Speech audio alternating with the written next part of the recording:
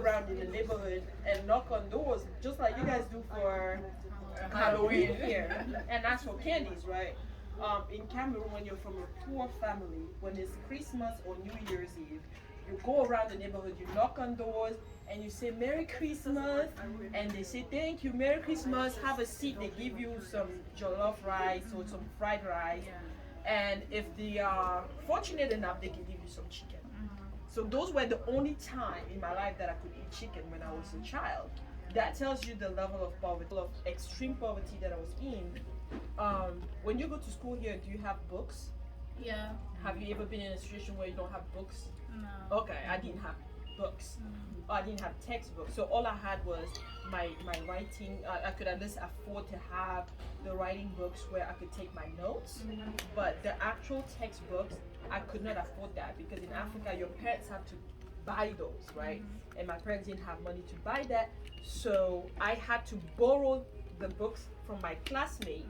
And so when it was recess time, my classmate would go out and play, and I'll borrow their books and do my homework during that time. So that's the level of extreme poverty. And the third thing is that, have you ever been in a situation where you don't have clothes?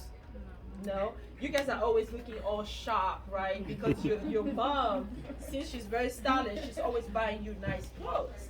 And I was in a situation where the only clothes that I could wear were the clothes that my cousins have discarded, right? So my mom would go to their houses and take it from their trash. She would wash it and she would iron it and give it to us. Those are the clothes that we were able to wear. It was the used clothes from our family or cousins that were a little bit more privileged than we were. So those are the three things that tell you the level of poverty that I grew up in, right? Extreme poverty. But this book tells you the story of resilience, of how despite all of that and despite all the other trauma that the book talks about, I was able to overcome all of that.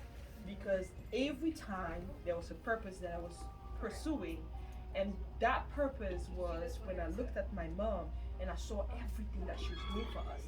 In the back of my mind, I was thinking, I want to grow up and then change my mom's life. I want to grow up and build her a house, because we lived in a mud house, as you're gonna see in here. And for us to have our house, we had to bring, comment tu appelles la terre, just some forms like that would create the bricks that we needed to build a house.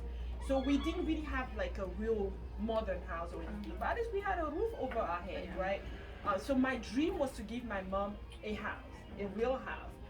And also give her a better life where she doesn't lack anything because she sacrificed so much for us. And because that was my motivation, that was my drive. Every day when I was going through the things that I was going through, I did not give up. So I want you guys to find something, right, that is so important to you that regardless of what you go through in life, it's gonna drive you to be successful, right? So when you go to those competitions, when you're swimming and you want to continue to be the champion, you're gonna ask yourself, is it that smile on my mom's face when she looks at me and she's so proud? I want to see that again, right? And when you jump in that water, you beat everyone. So if you every day, I think your mom and your dad, they took you to Africa, you saw children there, you see how they suffer. So when you see that, if that's going to be your motivation, that I want to become a millionaire, I want to build my own company, I want to build my own app, I want to start a business that's going to make $1 billion. If your idea of success is that you want all of that money to go to help those people that are suffering, it's going to be your drive.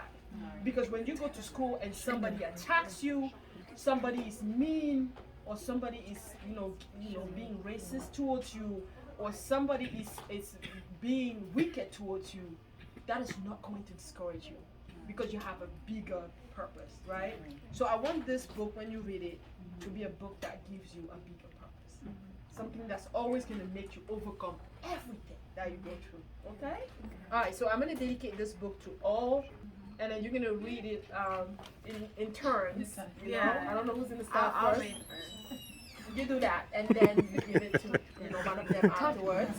And I hope that this is going to inspire you. And every time that you find yourself in a challenging situation, remember Tata Lisa told me that I can overcome anything in life and I can become anything that I want in life if I have a bigger purpose. Okay? All right, awesome. Wow. That's good. So, Wow, that's great.